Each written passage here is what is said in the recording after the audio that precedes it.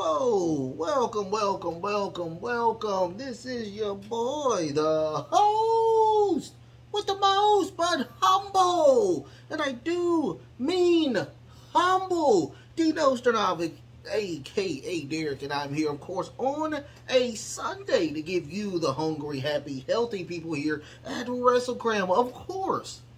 The weekend edition. All right, yeah, we're getting in there all started all good, you know. This shirt is looking all kind of homelessly right now. But anyway, if you're watching it today, you're watching it tomorrow, you're watching it next week, I truly do thank you from the bottom of my heart to the depths of my loins. I truly do thank you. Without you guys, it truly wouldn't be me. Thank you so much. I'm humbled each and every single time that I am watching and you are watching and you are having a great time and I'm having a great time. I'm happy every single time that I'm doing this.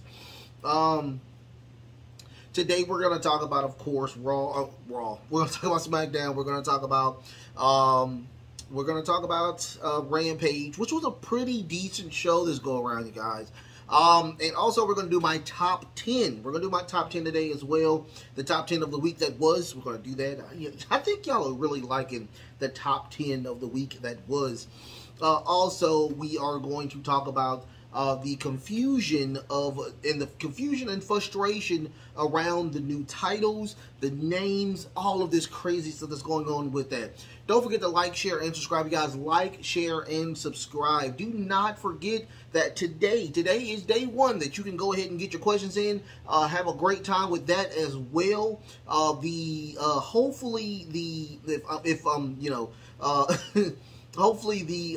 everything is up for you guys to go ahead and get your questions in for the new episode of Ask WrestleCram. You should be able to get those in as of right now. So don't forget to get those in. Also, do not forget that I do have a Facebook group page. It is called WrestleCram Super Club. WrestleCram Super Club. Don't forget to go hang out over there as well. I have a great time over there, just doing fun stuff. How about that? Doing fun stuff.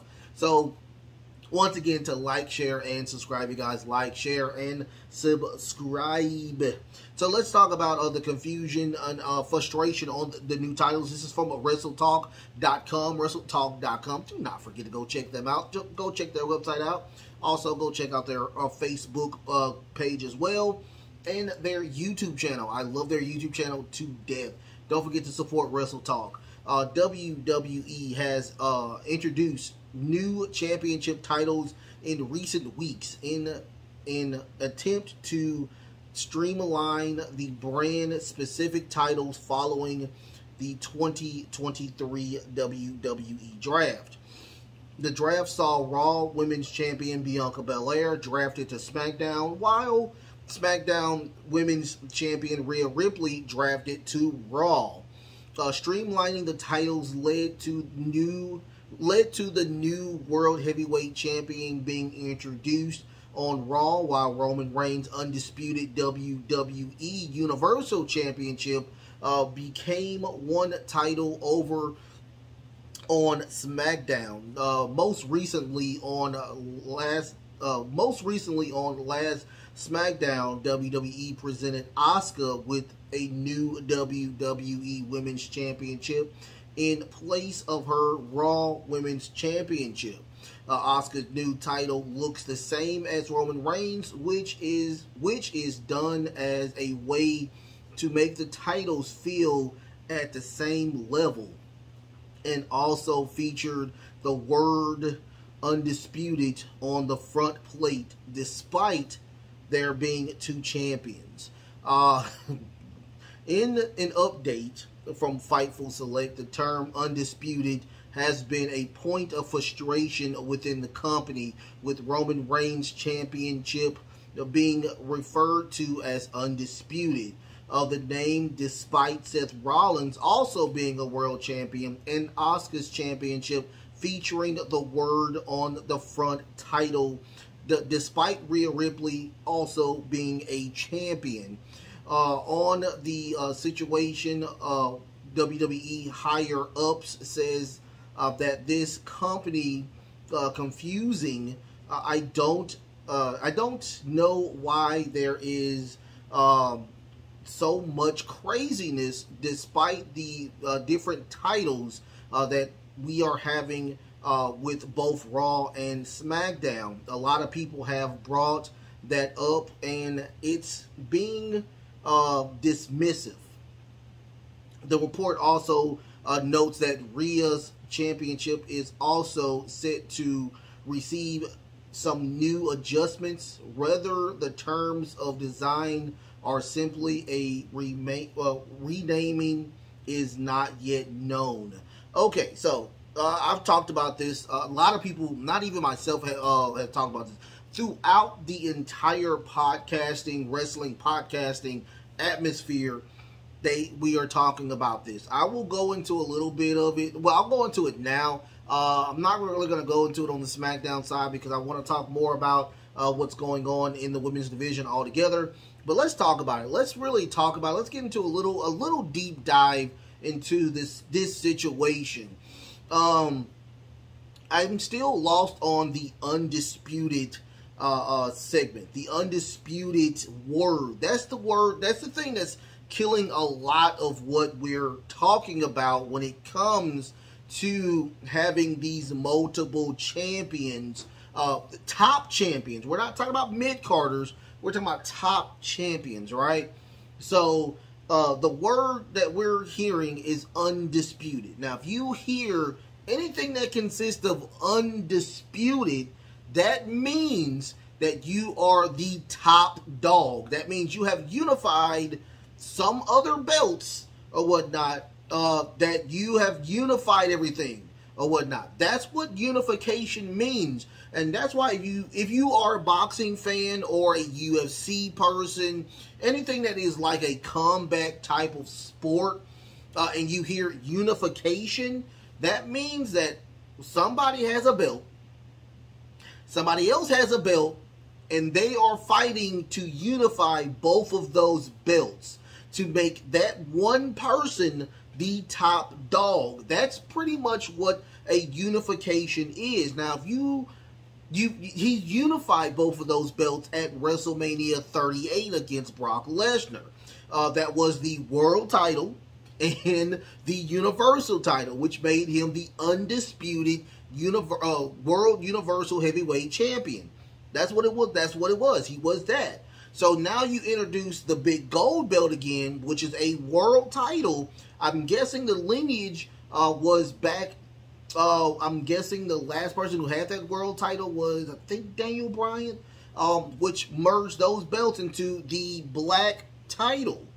So the lineage is in that black title, which now is unified with this really yellow, bright yellow, or gold, if you want to call it, title now.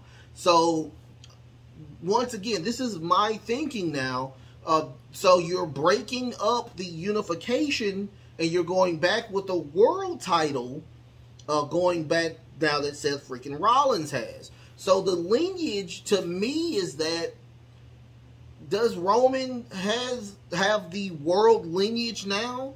I mean, it just doesn't make any sense to me. I don't know why they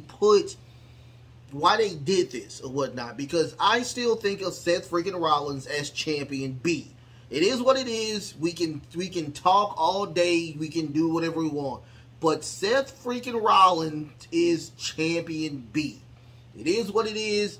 It's always going to be that way because we have a champion who's coming back on next Friday with 1,020 days under his belt. It is what it is. Now, let's go from that situation now to the situation that we have with the Raw Women's Champion and the SmackDown Women's Champion. Now, no disrespect to anybody, what's going on, but I knew this was going to happen yet again. And they did it, and it makes no sense on why did you do that? What was the point of you changing the champions from Raw to SmackDown to Raw? It makes no sense. I don't understand why they write themselves into a wall like this. And this is the situation that we have. This is the situation we have. The last time we did a draft, it was Charlotte Flair, and it was who was it? It was Charlotte Flair, and it was Becky Lynch. So all they did was they just swapped belts. That's all they did. Without nothing happening, they just swapped belts. That's all they did. They could have did this go around because due to the fact of them doing that, that made no sense. That made no sense for them to do that. So I had a question. From somebody on my Axe Wrestle Cram segment this go around. The Axe Wrestle Cram segment this go around. And I still stand by this. Go and check that out. That's the last video that I done. But I still stand by this, okay? What is the purpose of having a Raw women's title and a Smackdown women's title? I'm still waiting on the purpose of this happening. It should have been renamed a very long time ago. These titles should have been renamed a very long time ago. We should have had, like they have on Raw and SmackDown, you should have a world title, and you can have another title. You can have Raw title, another title, mid-card title. Okay? Once again, I said that you can have like Alexa Blaze title, a Blaze title, a women's Blaze title, because she is one of the greatest women's champions of all time. Women's Blade, a World Women's Blade title. You could have a Universal title, and then you have a mid-card title. You have an Intercontinental title, a Women's Intercontinental title, whatnot, or mid-card title. I don't know what you would name it, but have it a mid-card title, okay? A United States title, something that grips that situation or whatnot. She can go to any group, she can go to NXT, she can go to Raw, she can go to SmackDown. Have it a workhorse title. Have that. That's even better. A workhorse title.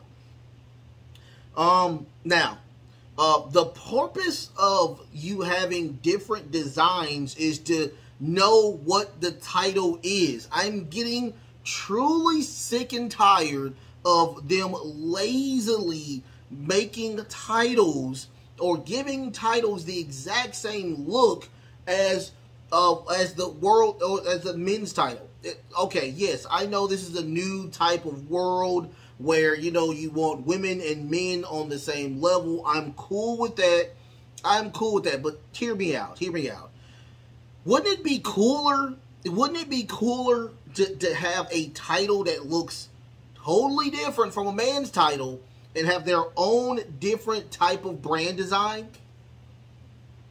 I would think that. I truly think that would be a better thing than making the title look exactly like Roman Reigns, who has had a title for more than 1,000 days.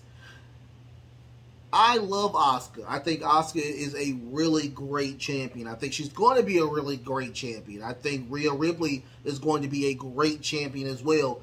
Both of those are going to be really great champions. But even if Asuka had a 1,000-day reign, wouldn't it be cool for her to have her own signature belt? Daniel Bryan had his own signature belt.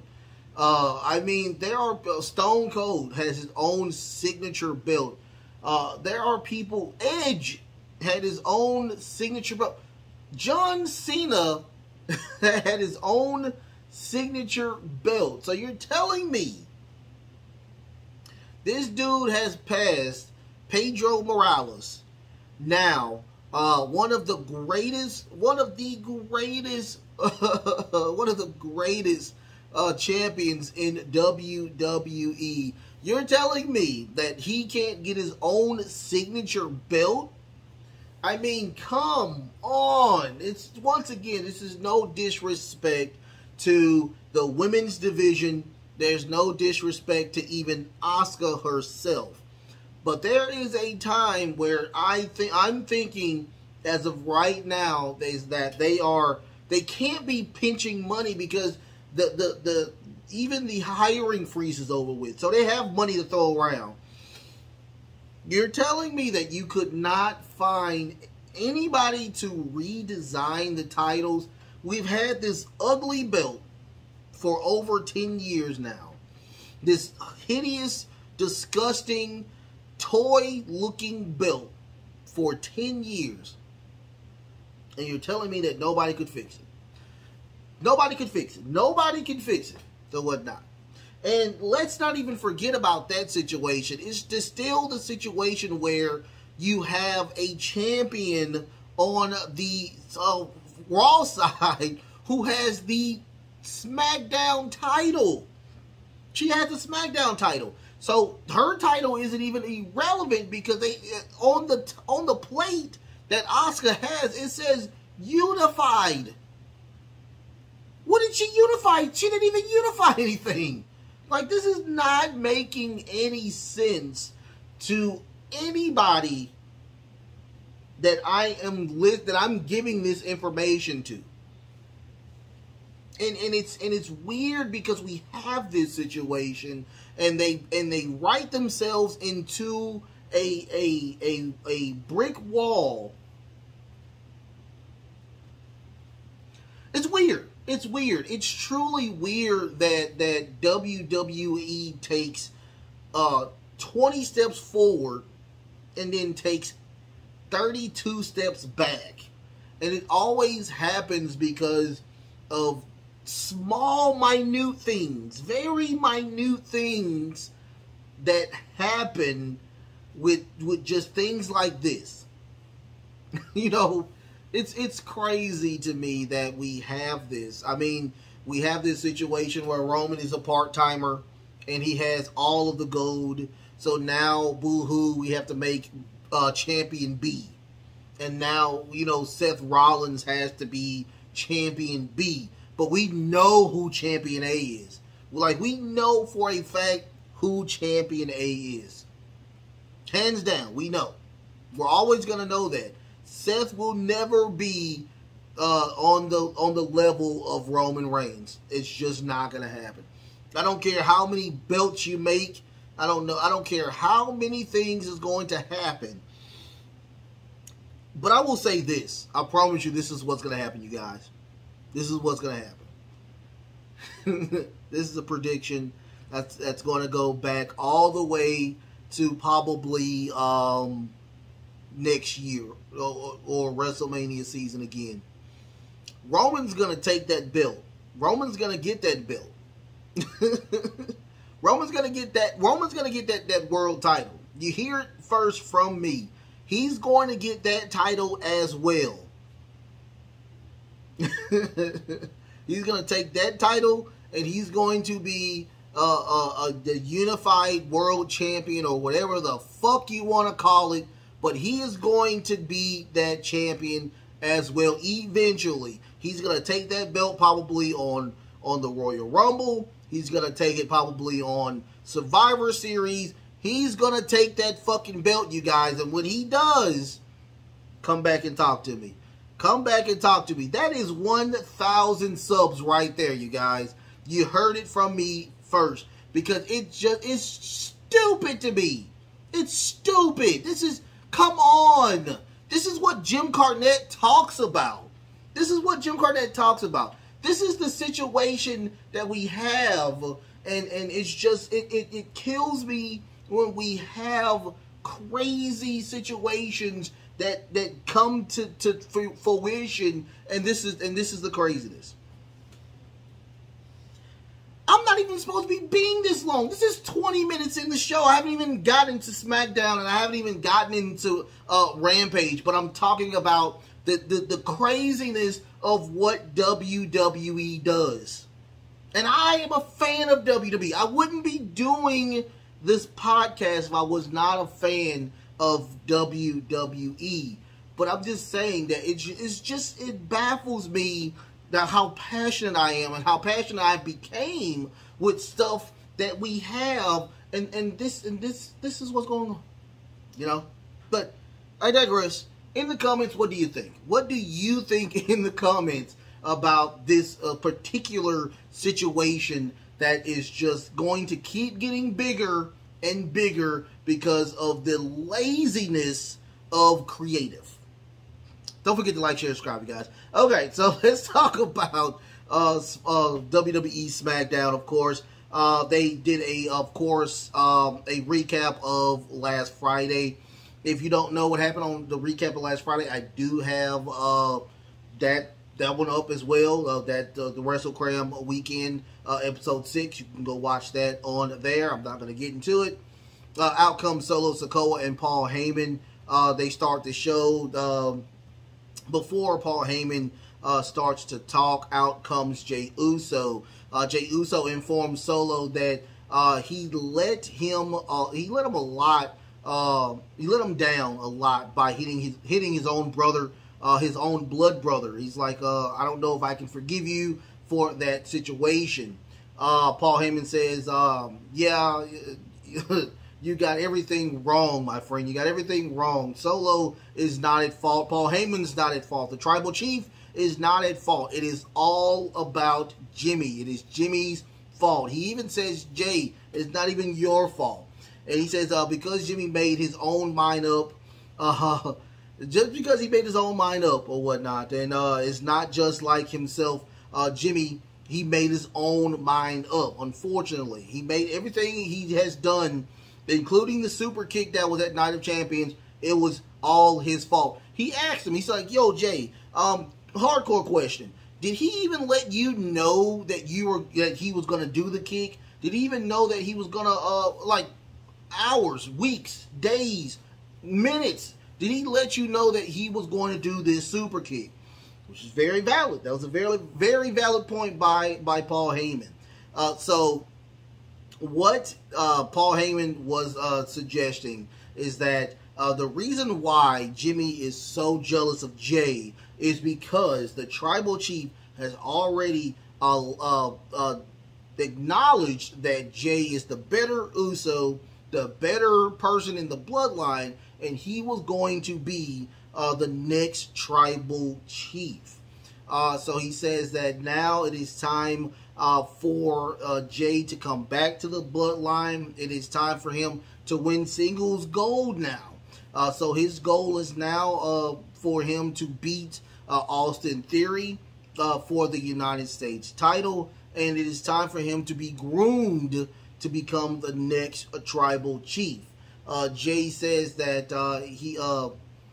he'll take that title shot, but he says that Paul Heyman says, I need a handshake for you to be part of the bloodline yet again. Jay says he didn't shake his hand and said, I'll see what happens or whatnot. So he leaves.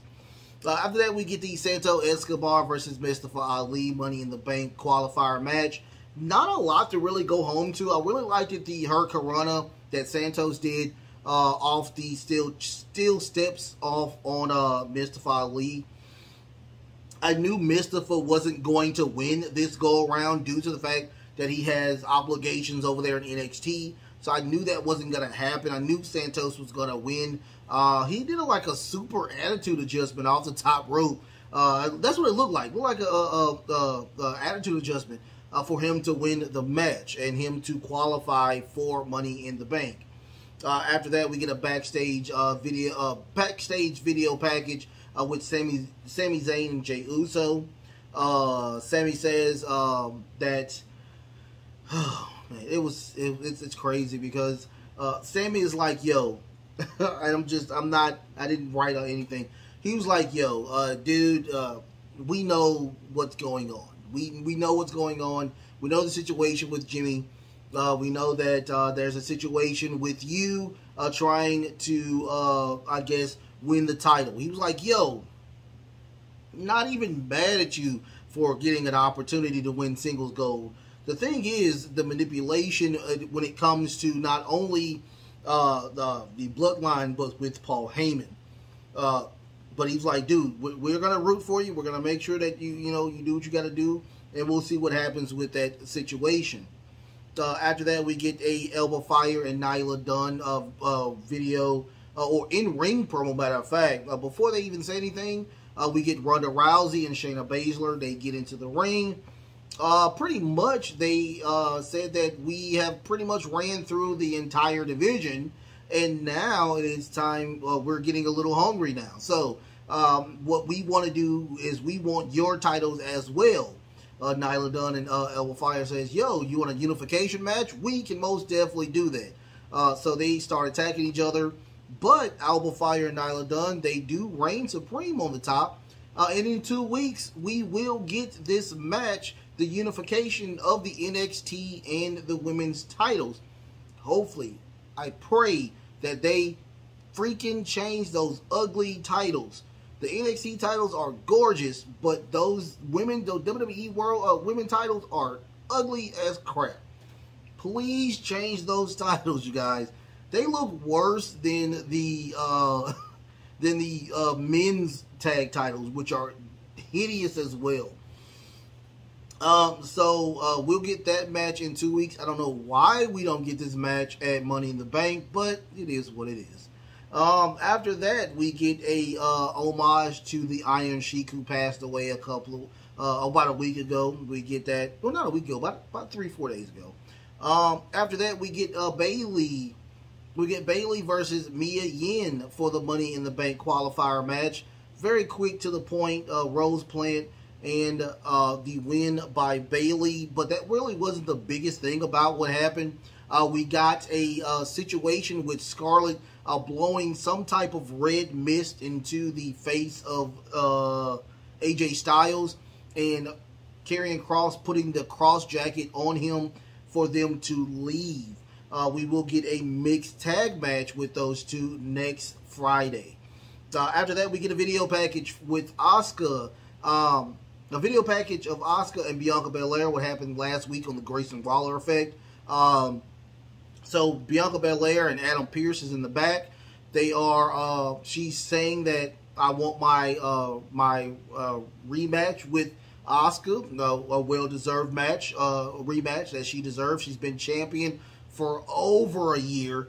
She deserves that title match. Adam Pearce says, I will grant you that match, but I need you to stay back here because we're going to present her with her brand new title. The title I've been bitching about for the last 20 minutes. We're going to do that. So she's like, all right, cool. I got you. I will hold my end of the bargain if you hold your end of the bargain.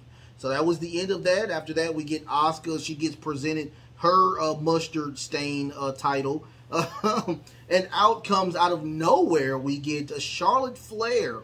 Adam Pearce says, what are you doing? You need to get in the line. Charlotte says, what line? I am the line. I'm the one that created the line.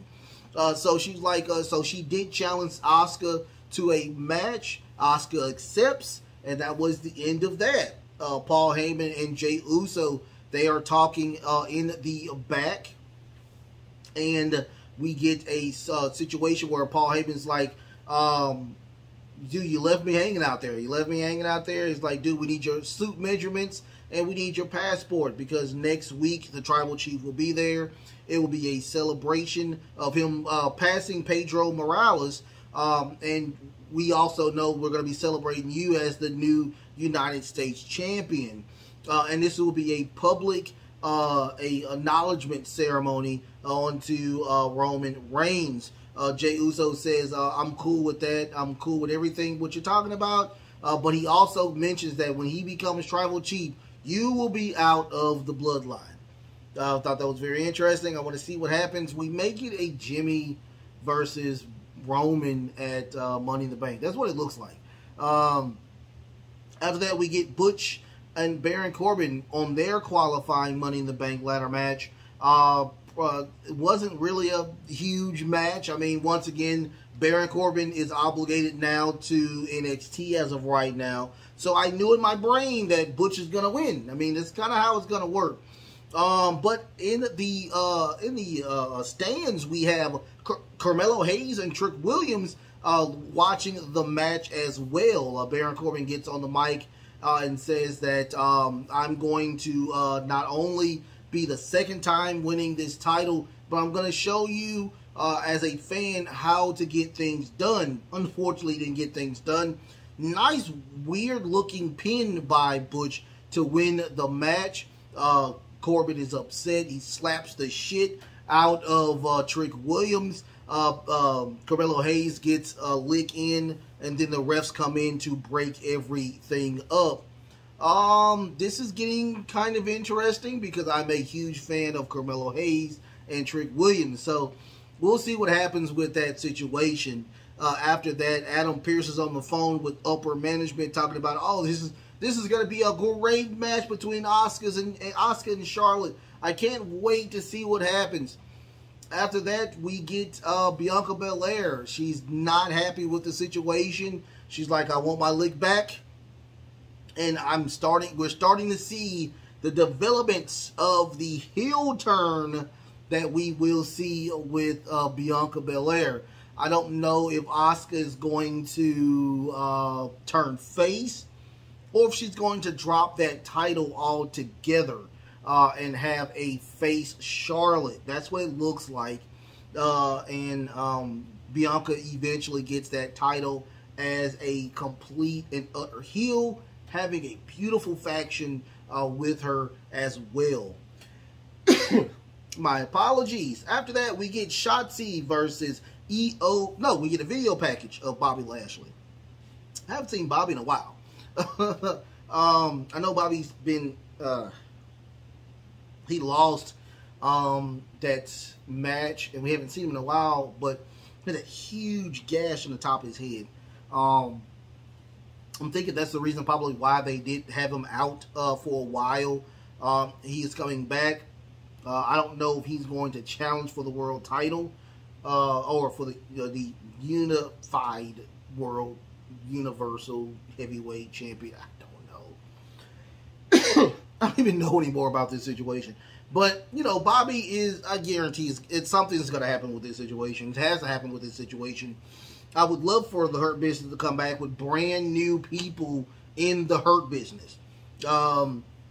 Sheldon Benjamin and, what is it, the other guy. I mean, this is just not going to work anymore. So, new people, a fresh coat of paint on the Hurt Business. After that, we get Shotzi versus Io Sky. This is another Money in the Bank qualifying match. I knew that Io Sky was going to win this match again. I knew that Shotzi wasn't going to win. I knew it was going to be some shenanigans going on, but I didn't know that this was going to happen. Shotzi got on the top rope, and Bianca Bailey throws her off.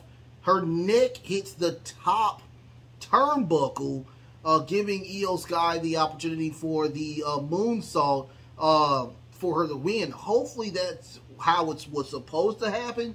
Very botchy, very creepy how it happened.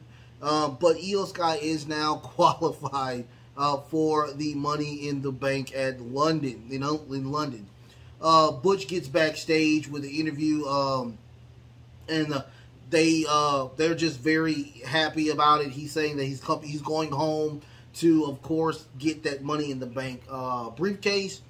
And Baron Corbin comes out of where and says, like, dude, this is unfair. This is not how it's supposed to happen. I was supposed to win. Out comes Cameron Grimes attacking Baron Corbin, knocking him out as well. Baron Corbin's doing, like, double duty right now. Very interesting. Hold on for 1 second.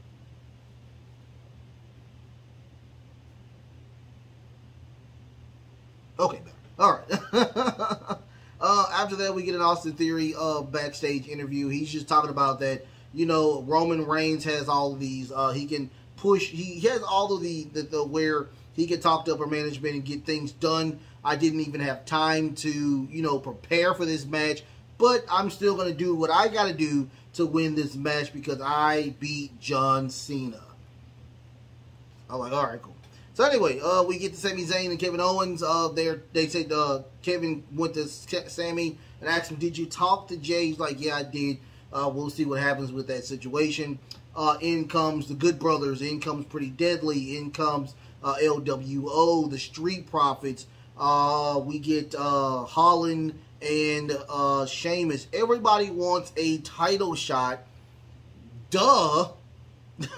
So, next week we'll have a gauntlet match. Whoever wins that match will face Kevin Owens and Sami Zayn. I don't know when that's going to happen. Hopefully Money in the Bank. We don't know.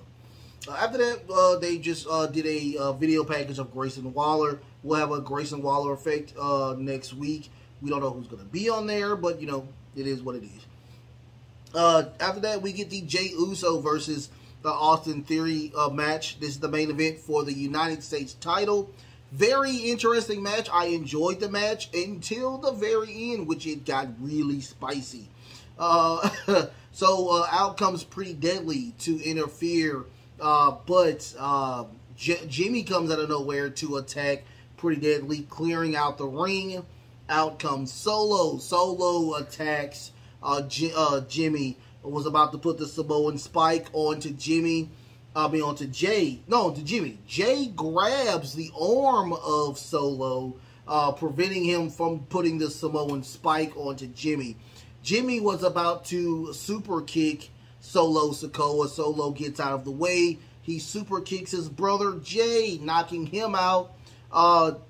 Jimmy throwing Solo out of the ring, giving the opportunity for your boy to retain his title. Austin Theory is still the United States champion. After the match, Jimmy apologized, but Jay pushes him out of the way. He gets out of the ring. He walks past Paul Heyman. Paul Heyman says, I'm sorry. I hate that this happened to you. But he gets on the phone and says, call Roman Reigns. So he will talk to Roman Reigns about this situation. We fade to black.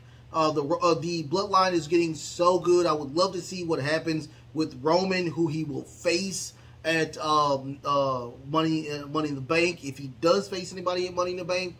But this will get to a point where I've already said this, that it's either going to be Jay or Jimmy at SummerSlam that he will face. That's what it looks like. That's truly what it looks like, you guys. I don't know how I just remember this. I just know this is what's going to happen. But, oh my God. I think I do have powers. I don't know what's going on with me.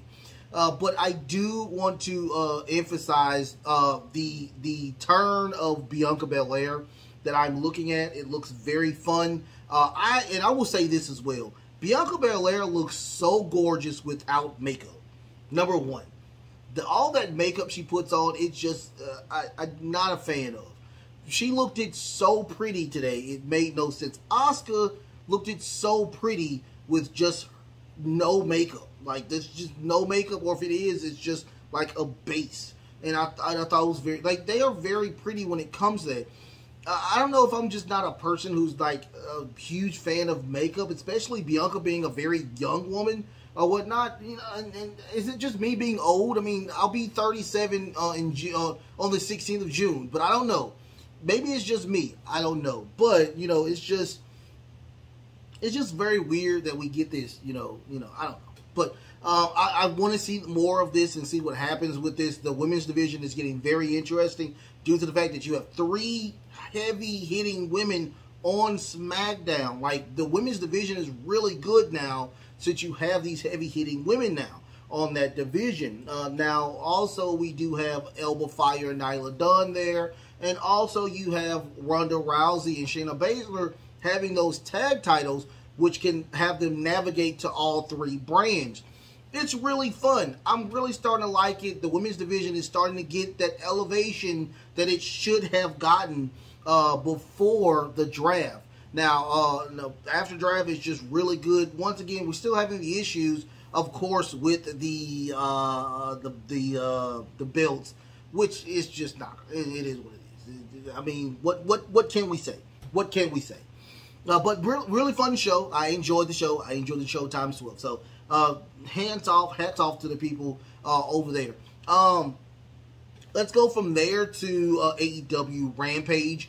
Pretty decent show today. I really enjoyed it. Very fun.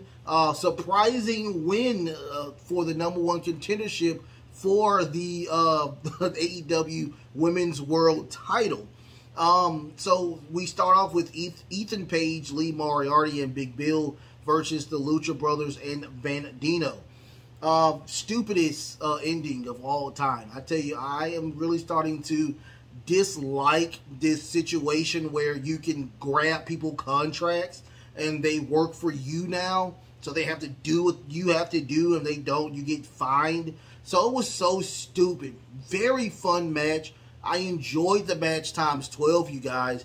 It was just the ending that turned me completely off of this trios match, where you had Jeff and Matt and brother Zay. They come out. They talk about that he has the arm things. He was supposed to wear those. And if you don't wear them, you're going to get fined for it. So he was in the process of putting the Eagle's Edge onto Bandino, but he had to stop, put that on, and he lost the match because he was distracted by people that have the contract, which makes no fucking sense. On to QTV. So they were talking about something that can be huge, something big, something compelling to get to, of course, AEW Collision. She was like, so should we buy ice cream bars for everybody? Oh, we already done that. What about spill JR's coffee? We already did that. Let's make an announcement on an announcement. It was like, no, we've already done that as well.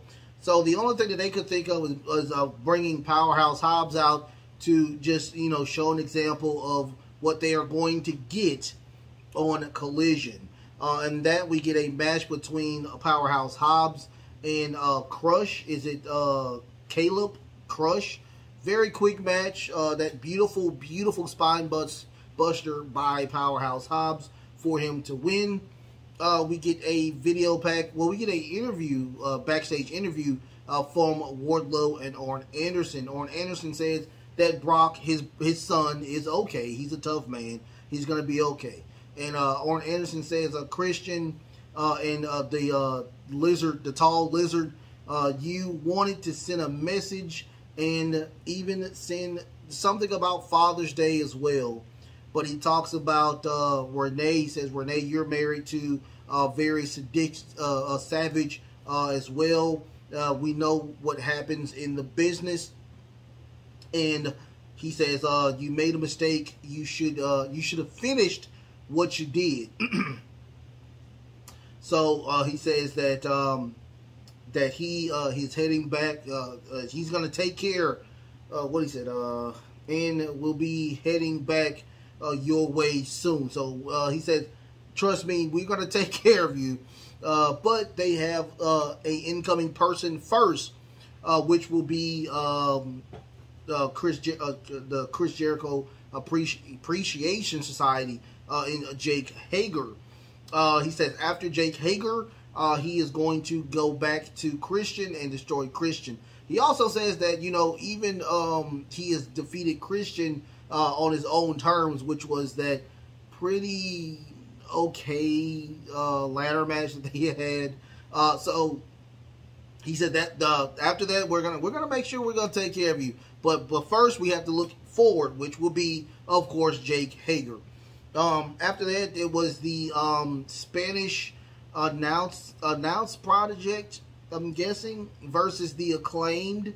I mean, not a lot to really talk about. I mean, I'm guessing, building up to another match between them and the House of Black. So we'll see what happens with that situation. I'll just have a suggestion with that. So you have the house rules of, like, if you want to choose what you want at the House of Black opening, the house opening, or whatever the match is. Could you just say that, two members can't wrestle? It's just 3 against 1? Or whatnot, and it's a tornado tag? I mean, I would do something like that. That would make perfect sense. But, I'm just saying, if you're hearing this Acclaim, maybe you want to just do a 3-on-1 to win the titles. That would be a smart thing to do. or just wrestle Julia Hart. Julia Hart is there. I'm just saying. So the Acclaim wins with the arrival and the mic drop. That was the end of that match. After that, we get an interview with Team TNA. So Sanjay Dutt was about to start talking, but Karen Jarrett gets the mic and says that Aubrey is the diva and she's gonna finish what she started. Out comes Jay Briscoe and Aubrey. They're saying that Aubrey gets on the mic and says AEW will not allow me to wrestle due to the fact that I am a official, so I can't unfortunately wrestle you. But Mark Briscoe says that, hey, well, Aubrey also says that, you know, even though I can't wrestle you, if I see you in catering, if I see you in the hotel, if I see you trying to interfere in any of your husband's matches, I'm going to kick your ass. But Mark Briscoe did say that, yeah, they're not going to allow you to go one-on-one with Karen Jarrett, but we can do a mixed tag. That's going to be Karen Jarrett and Jeff Jarrett versus Aubrey Edwards and Mark Briscoe. We don't know when that's going to happen, but it will happen pretty soon. But he said that it's going to be a triple threat mixed tag.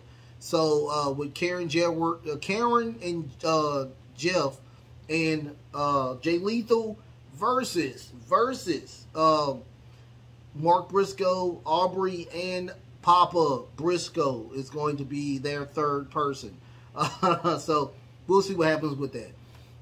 After that, we get Brett Baker versus Sky Blue versus Nyla Rose versus Mercedes Martinez for the #1 contendership for the women's AEW World Title. A nasty dive by Nyla Rose. Very nasty dive by Nyla Rose off the top rope. We get Brett Baker trying to do the lockjaw onto Mercedes Martinez. Sky Blue does a Boston Crab, but in comes Nyla Rose to attack them, knocking them all off of Mercedes Martinez. We get a curve stomp by Dr. Britt Baker, eliminating all of this. Sky Blue comes in, throws her out of the ring. We get a Code Blue by Sky Blue for her to win and be the #1 contender for the women's world title. Everybody is completely shocked, including the referees. Like, oh, okay, so Sky Blue is now the #1 contender for the title. We do see Toni Storm spray painting the TV, putting a giant L on Sky Blue on the TV. She's very emotional. So it was very fun with that situation. But, you know, we'll see what happens with that. We'll see. They will face each other, I'm guessing, next week or this week on Dynamite, you guys. But once again, a very fun show. I enjoyed the show. It was a very I mean, it was way better than last week. But no title defenses this go around. I'm okay with that. It's just the beginning that turned me off due to the fact that we have people that are just consistently trying to get their contracts. I don't know who created this situation, but this needs to stop, because I think that Rush has somebody's contract as well. Like, it's so convoluted that it's just stop. Just stop. All right. But other than that, let's get into the top 10 of the week that was. Starting at number 10, I'm going to give it to Sky Blue for winning that match at 4-way on AEW Rampage. Congratulations to her being the #1 contender. After that, I'm going to give number 9 to Santos Escobar for winning his match and advancing it to the Money in the Bank in London. Number 8, I'm going to give it to Io Sky. Io Sky has always been a great wrestler. I enjoy her times 12. Can't wait to see what happens with her on the her road to London as well, qualifying for Friday. But number 7, Zoe Starks. Zoe Stark did a great job as well, winning clean against Natalya for her entry in the Money in the Bank ladder match. Number 6, The Acclaimed. The Acclaimed with a win against the Spanish team over there in AEW Rampage. Really fun, innovative match. I mean, they are still over. I'm still lost on why they don't have the titles, but it is what it is. They are still selling merch like crazy. Number 5, the Blackpool Combat Club, still doing that thing, having a great time, winning, doing what they got to do. They'll have a match against the Young Bucks and Hangman Page on this Wednesday on Dynamite. Number 4 has to go to, of course, Orange Cassidy, still winning consistently, making that belt one of the best belts to have in AEW. Great job against the match against Swerve Strickland. Number 3, Austin Theory, winning his main event match against Main Event Jay. Even though a lot of stuff happened that go around, good match, still overbooked, but he still wins. Number 2, Seth freaking Rollins beating Damian Priest in the main event. Great match. I enjoyed it. Buckle Bum bringing the homage back to that situation. Going to be very fun when we see Seth freaking Rollins versus your boy Finn Balor at Money in the Bank. And of course, number 1 with Jay White. Jay White defeating my boy Ricky Starks in the main event of Dynamite. Maybe having a couple of members of the firm joining now Bullet Club Gold, making that faction 4 deep now, 4 strong. I can't wait to see what happens with that situation. Hopefully the Outcasts join Bullet Club Gold as well, so we can have a bigger, better faction like the Chris Jericho Appreciation Society. So we can actually have a world champion like Jay White have a really strong faction behind him. So I can't wait to see what happens with Jay White. So once again, number 10 is Sky Blue. Number 9, Santos Escobar. Number 8, EO Sky. Number 7 is Zoe Starks. Number 6, The Acclaimed. Number 5, the Blackpool Combat Club. Number 4, Orange Cassidy. Number 3, Austin Theory. Number 2, Seth freaking Rollins. And number 1, it is Jay White. Don't forget to like, share, and subscribe. Put your top 10s in. And if you like my top 10s, let me know or whatnot. Also, what do you think about AEW? What do you think about what happened on Rampage? Do you think it was a fun show? Do you think Sky Blue has a chance to beat Tony Storm? No. Also, with Smackdown, do you see the heel turn with Bianca Belair? Also, what do you see on next Friday when it comes to this acknowledgement segment and with the Jimmy and Jay type of situation? Who do you think is going to win the tag team gauntlet match on Friday as well? And also, what do you think about this frustration, the dilemma, the craziness that they have going on with the titles and the names of the titles? Don't forget, once again, to like, share, and subscribe. Like, share, and subscribe. Get your questions in, you guys. Get your questions in as much as you can. You will see me again Monday on the Tag In. I will be talking about the women's and the men's Money in the Bank, and who I think is going to be those last slots, and who is going to win both of those matches.